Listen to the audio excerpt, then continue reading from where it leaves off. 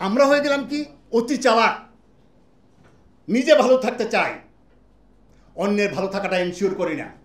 অন্যের ভালো থাকাটা এনশিওর না করলে নিজে ভালো থাকা যাবে না। এই সূত্র যতদিন পর্যন্ত আমরা না বুঝবো এই দেশ ততদিন পর্যন্ত কোনো ভালো হবে না।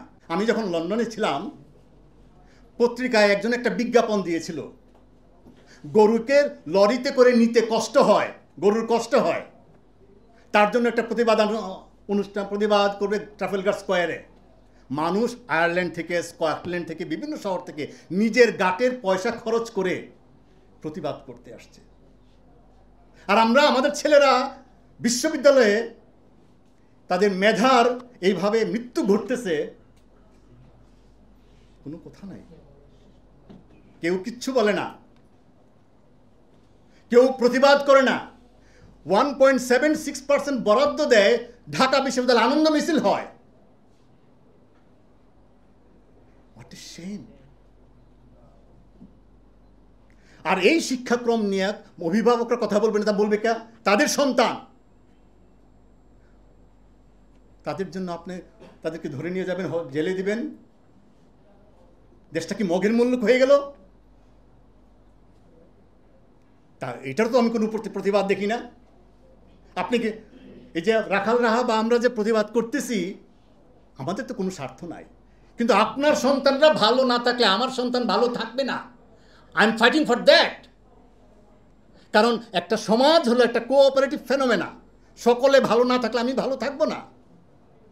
সুতরাং এই যে কাজগুলো অনেক সময় কাজ করতে হয়, নিজের খেয়েও বনের মোষ তাড়াতে হয়, কারণ হলো আসলে ইফেক্টিভলি তাড়ালে আমিও ভালো থাকি।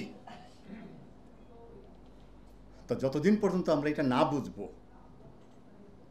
এই শিক্ষাক্রম, আমি বিভিন্ন দেশের সিলেবাস দেখে, এই আমাদের শিক্ষা বই দেখে আমি নিশ্চিত হয়েছি, শতভাগ নিশ্চিত হয়েছি, এই শিক্ষাক্রম আমাদের দেশটা নষ্ট করে দেবে। Please raise your voice. আপনার প্রতিবাদ প্রয়োজন, কারণ কখনো কখনো কোনো ক্ষতি, ড্যামেজ ইরিভার্সিবল, এটাকে আবার পূরণ করা যায় না। আমরা আজকে সেই সময়ে উপস্থিত। সুতরাং এইটার যদি আমরা কিছু না করি, আমি দায়িত্ব থেকে করছি, আমার মেয়ে তো পড়ে না, তার জন্য কি আমি কিছু বলবো না? এটা তো আমার দেশ, আমি এই মাধ্যমেই পড়াশোনা করে আসছি, আমার এই মাধ্যমের প্রতি ঋণ আছে। আমি যে রাস্তা দিয়ে হাঁটতেছি এটাকে আমার বাবার রাস্তা, সকলের রাস্তা। সুতরাং আমি যে টেবিলে যে আমার খাবারটা আসে, এটাকে আমি তৈরি করছি কৃষকে। সুতরাং মানে আমরা সকলে যদি ভালো না হই, জাপানে হয়েছে কি, আপনি একটা মানি ব্যাগ রাস্তায় ফেলে দেন, 2 ঘন্টা পরে এসে পাবেন। কারণ এরা বুঝতে পারছে সমাজ একটা কোঅপারেটিভ ফেনোমেনা, সবাইকে সবার জন্য সবার হতে হয়, এতে আমরা সবাই ভালো থাকি। আমরা হয়ে গেলাম কি অতি চালাক, নিজে ভালো থাকতে চাই, অন্যের ভালো থাকাটা এনশিওর করি না। অন্যের ভালো থাকাটা এনশিওর না করলে নিজে ভালো থাকা যাবে না। এই সূত্র যতদিন পর্যন্ত আমরা না বুঝবো এই দেশ ততদিন পর্যন্ত কোনো ভালো হবে না। সুতরাং আর সমস্ত কিছু ভালো করার চাবিকাঠি হলো শিক্ষা। এই শিক্ষার গুরুত্ব যদি আমরা না বুঝি, এই শিক্ষা মানে ইংরেজি মাধ্যমে যে ছেলেটা পড়াশোনা করে আসবে, সেই যেই পরিমাণ গণিত পড়বে, যেই পরিমাণ ফিজিক্স পড়বে, যেই পরিমাণ কেমিস্ট্রি পড়বে, আর বাংলা মাধ্যমে যেই পড়ে, এই দুজন তো যখন একসাথে হবে, বাংলা মাধ্যমের ছেলেটা বা মেয়েটা তো হীনমন্যতায় ভুগবে। একই দেশে ইংরেজি মাধ্যমের ছেলে মেয়েদেরকে পূর্ণ স্বাধীনতা দিবেন আপনি, এবং উন্নত মানের শিক্ষা দিবেন, ভালো কারিকুলাম দেবেন। আপনি এখানে বলছেন,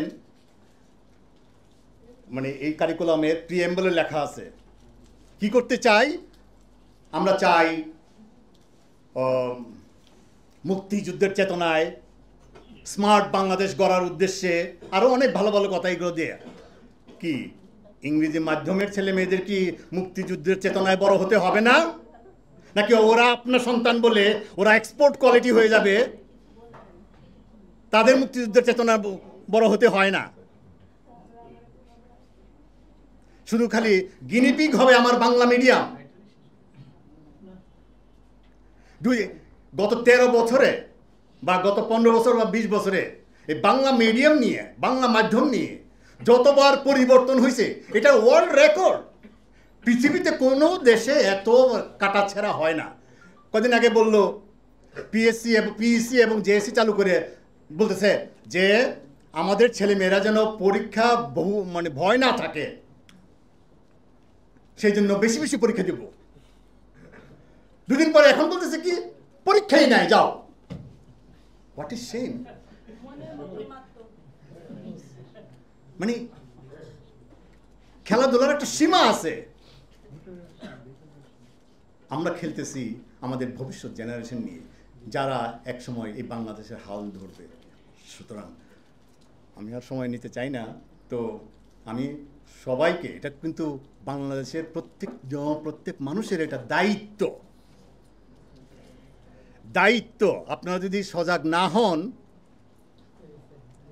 এই ক্ষতি এক সময় এমন হবে যেটা অপূরণীয় হয়ে যাবে।